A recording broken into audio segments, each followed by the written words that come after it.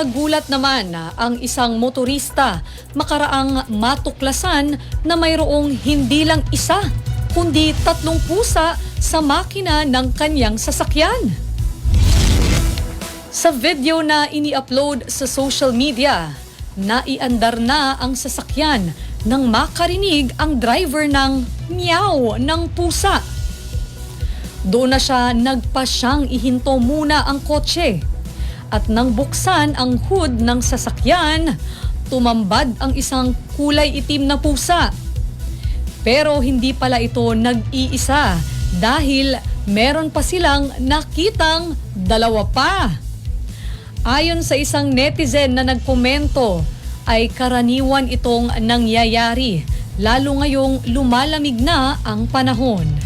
Ito ay dahil ang mga pusang gala ay kadalasang naghahanap ng lugar na mainit kung saan maaari silang makatulog o manatili.